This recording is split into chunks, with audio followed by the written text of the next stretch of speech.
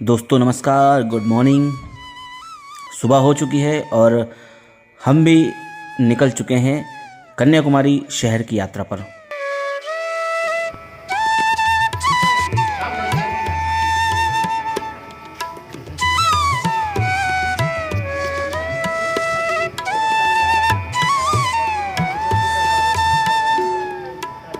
दोस्तों आपको हम ये बताना चाहेंगे शुरुआत में कि इस शहर का नाम कन्याकुमारी क्यों पड़ा। कहते हैं कश्मीर से लेकर कन्याकुमारी तक भारत एक है। कश्मीर भारत माता का मस्तिष्क है तो कन्याकुमारी चरण है। कन्याकुमारी तमिलनाडु राज्य का एक प्राचीन शहर है और इस शहर का नाम कन्याकुमारी ही क्यों है, इस नाम के पीछे बहुत सारी पौराणिक कथाएं प्रचलित हैं।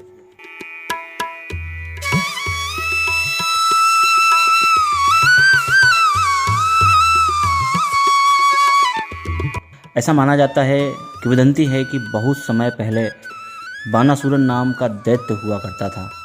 उसने भगवान शिव की तपस्या कर उन्हें बहुत प्रसन्न कर लिया और वरदान मांगा कि उसकी मृत्यु कुंवारी कन्या के अलावा किसी अन्य से ना हो। शिव जी ने उसे मनोवांछित वरदान दे दिया।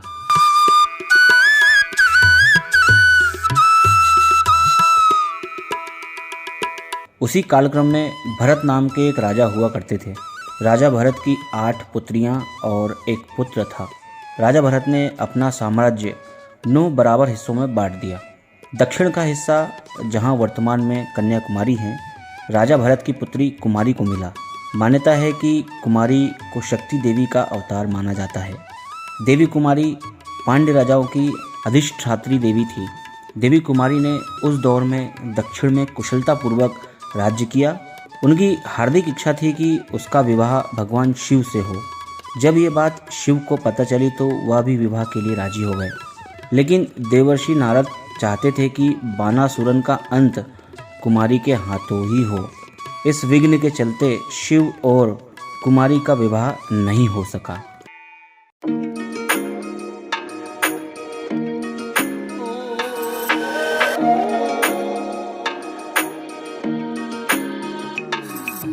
इस दौरान बानासुरन को कुमारी की सुंदरता के बारे में पता चला तो उसने कुमारी तक विवाह का प्रस्ताव पहुंचाया। कुमारी ने कहा कि यदि वह उसे युद्ध में हरा दे तो वह बानासुरन से विवाह कर लेंगी। दोनों में युद्ध हुआ और बानासुरन मारा गया। इस तरह देवी कुमारी ने उस दैत्य को मारकर वहां रहने वाले लोगों का जीवन सुखमय कर दिया।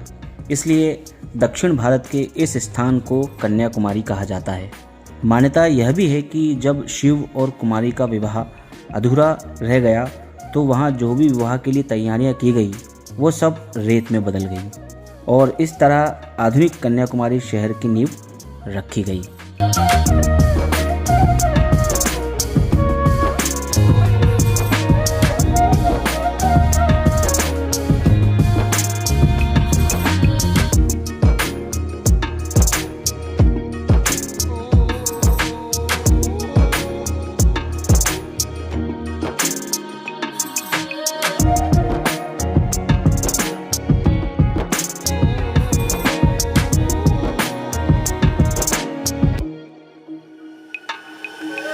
दोस्तों अब कन्याकुमारी के जो महत्वपूर्ण मंदिर हैं वहाँ के दर्शन के लिए चलते हैं।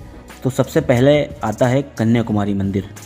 कन्याकुमारी मंदिर को भगवती अम्मन मंदिर भी कहा जाता है और हिंदू पौराणिक कथाओं में 108 शक्तिपीठों में से एक यह मंदिर है। इस मंदिर का प्राचीन हिंदू शास्त्रों में उल्लेख मिलता है। मंदिर में हर साल हजारों तीर्थयात्री माँ भगवती के दर्शन के लिए आते हैं और मंदिर की जो वास्तुकला है उसको देखकर चकित रह जाते हैं। मंदिर में प्रवेश के लिए विशेष रूप से पुरुषों को कमर से ऊपर के वस्त्र उतारने पड़ते हैं। इसके पीछे यह कथा प्रचलित है कि देवी का विवाह संपन्न न होने के कारण बच गए दाल चावल बाद में कंकड़ बन गए।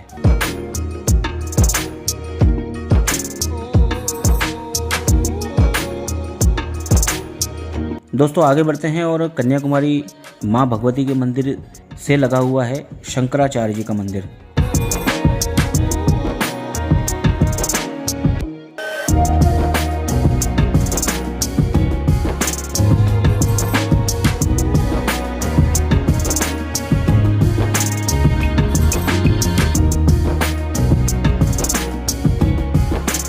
कन्याकुमारी में 3 समुद्रों बंगाल की खाड़ी, अरब सागर और हिंद महासागर का संगम होता है, इसलिए इस स्थान को त्रिवेणी संगम भी कहा जाता है। यहीं पर 12 स्तंभों वाला एक मंडप भी है, जहां बैठकर यात्री धार्मिक कर्मकांड करते हैं।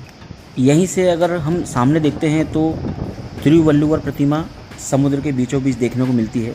इसकी ऊंचाई लगभग 133 फीट है।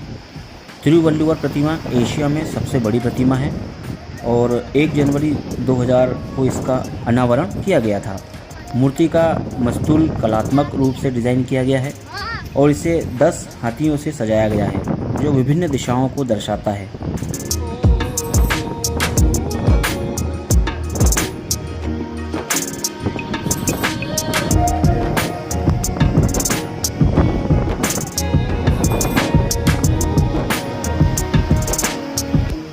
दोस्तों, कन्याकुमारी एक ऐसी जगह है, यहाँ आए बिना आपकी जो भारत यात्रा है वो समाप्त नहीं हो सकती। इसलिए हम तो कहते हैं कि हर एक भारतीय को अपने जीवन में एक बार कन्याकुमारी आकर इस सुंदर स्थान को एक बार ज़रूर देखना चाहिए। इसके अलावा कन्याकुमारी की यात्रा में आप यहाँ जो नागराज मंदिर है वो भी बहुत प्रसिद्ध है, वो भी आप देख सकते हैं, जो कि चीन की वास्तुशैली और बौद्ध विहार जैसा दिखता है। यहाँ नाग देवता के साथ भगवान विष्णु एवं भगवान शिव भी उपस्थित हैं।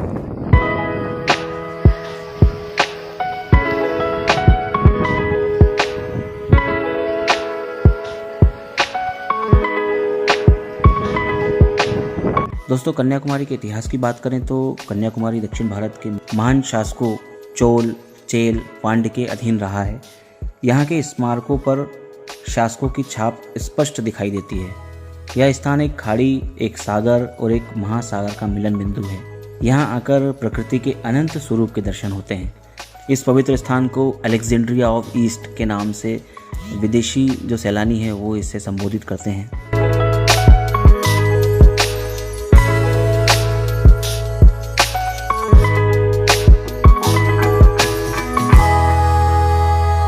आगे बढ़ते हैं तो हमें Padmanabhapuram palace, Vivekananda rock memorial, Suchindram और गांधी स्मारक देखने को मिलते हैं।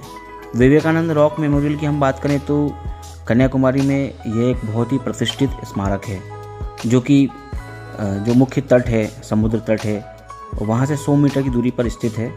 और यहाँ पर बहुत सारे पर्यटक ये जो विवेकानंद रॉक मेमोरियल है इसे देखने के लिए जाते हैं और वहाँ पर जाकर वो रोमांचित होते हैं। इस छोटे रॉक द्वीप को नौका द्वारा पहुंचा जा सकता है और इसमें 2 मुख्य संरचनाएं शामिल है। स्वामी विवेकानंद मंडपम और श्रीपद मंडपम स्मारक के 2 मुख्य परिसर हैं और लाखों पर्यटक यहाँ अक्सर आते हैं और यहाँ की जो वास्तुकला है, जो दर्शनीय स्थल है, उसका आनंद लेते हैं।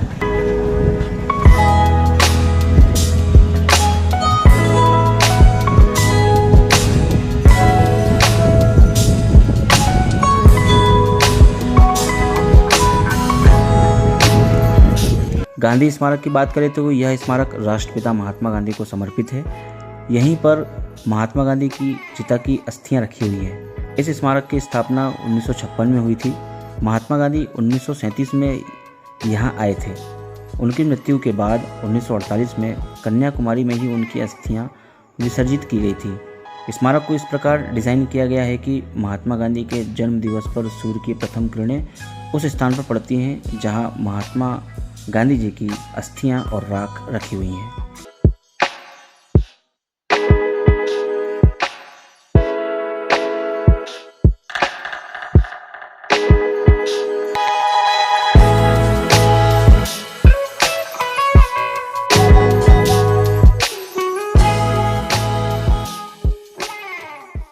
दोस्तों, अब एक सवाल ये उठता है कि हम कन्याकुमारी कैसे पहुँचे। तो भाई, हम तो सड़क मार्ग से कार के द्वारा हम पहुँचे हैं, लेकिन इसके अलावा वायु मार्ग और ट्रेन द्वारा भी कन्याकुमारी पहुँचा जा सकता है। वायु मार्ग की बात करें तो जो निकटतम हवाई अड्डा है वो है त्रिवेंद्रम, और अगर डोमेस्टिक एयरपोर्ट की बात करें तो वो है तूतीकोरिन, जो कन्याकुमारी से लगभग 80 से 85 किलोमीटर के आसपास की दूरी पर स्थित है। और वहाँ जाने के लिए बहुत ही सुंदर हाईवे बने हुए हैं, आराम से जाया जा सकता है। इसी प्रकार यदि ट्रेन की बात करें तो कन्याकुमारी जाने के लिए ट्रेन जो है वो सबसे उपयुक्त साधन है और यह शहर भारत के सभी शहरों से ट्रेन मार्ग के माध्यम से जुड़ा हुआ है। मुख्य रूप से जो ट्रेनें कन्याकुमारी पहुंचती हैं उसमें Kanyakumari express, Himsagar express, Kanyakumari Howrah express, Tirukkural express, Bangalore express और लक्षद्वीप एक्सप्रेस हैं और इन ट्रेनों के द्वारा आप कन्याकुमारी आ सकते हैं। सड़क मार्ग से बात करें तो कन्याकुमारी में सड़कों का बड़ा नेटवर्क है जो देश के सभी क्षेत्रों से इसे जोड़ता है। केरल और तमिलनाडु रोडवेज की जो एसी और नॉन एसी बसें हैं वो कन्याकुमारी के लिए चलती हैं, नियमित रूप से चलती हैं और कन्याकुमारी भारत का प्रमुख हाईवे NH-44 जो कि कश्मीर से लेकर कन्याकुमारी तक चलता है, इससे जुड़ा हुआ है।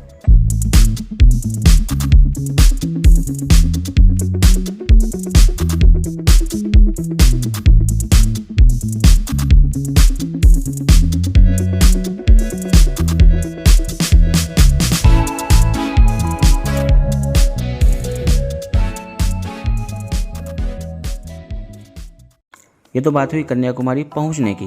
अब हम आपको बताते हैं कि कन्याकुमारी जाने का सबसे बढ़िया समय कब होता है। दोस्तों वैसे तो कन्याकुमारी में ज़्यादातर गर्मी पड़ती है, लेकिन कन्याकुमारी आने पर यहाँ का मुख्य जो आकर्षण है वो है सूर्य उदय और सूर्य अस्त। लेकिन बारिश में बादलों के कारण सूर्योदय और सूर्यास्त का आनंद हम नहीं ले पाते हैं, इसलिए बारिश का मौसम छोड़ दो, यानी नवंबर से मई के बीच यदि आप कन्याकुमारी जाते हैं तो ये सबसे अच्छा समय होता है कन्याकुमारी जाने का। और हम भी इस वक्त मई का महीना है और हम लोग कन्याकुमारी आए हुए हैं।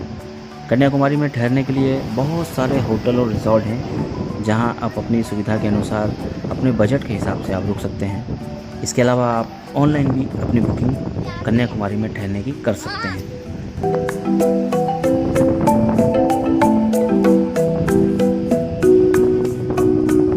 तीर्थ यात्रा और पर्यटन की दृष्टि से कन्याकुमारी बहुत ही महत्वपूर्ण शहर है। कन्याकुमारी मंदिर एक शक्तिपीठ है जो माता देवी के सबसे पवित्र मंदिरों में से एक है। पूरे भारत के लोग जो अपने जीवन को सन्यासी के रूप में समर्पित करते हैं यहाँ आते हैं और दीक्षा लेते हैं। कन्याकुमारी का जो मुख्य मंदिर है बहुत पुराना है। प्राचीन संस्कृत साहित्य में इसका उल्लेख किया गया है और आए दिन यहाँ पर जो पर्यटक हैं उनकी संख्या में अब बढ़ोतरी हो रही है। हम भी पिछले 2 दिनों से कन्याकुमारी में हैं और हमने यहाँ पर देखा है कि लाखों की संख्या में पर्यटक कन्याकुमारी घूमने आते हैं और यहाँ के धार्मिक और जो पौराणिक महत्व है उसको जानते हैं और जो सूर्यास्त और सूर्योदय का जो नज़ारा है उसे अपने कैमरे में कैद करते हैं।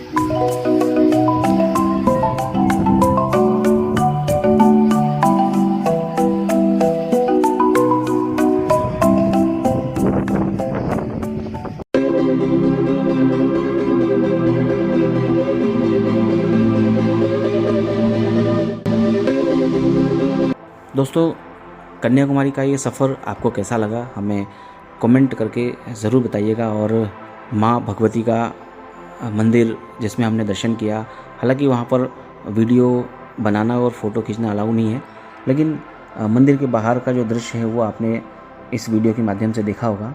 आप कमेंट में जय माता दी ज़रूर लिखिएगा। और अब दक्षिण भारत का जो हमारा टूर था वो अब यहीं समाप्त होता है और अब हम अपने सफ़र को वापस घर की ओर ले चलेंगे अगले वीडियो में।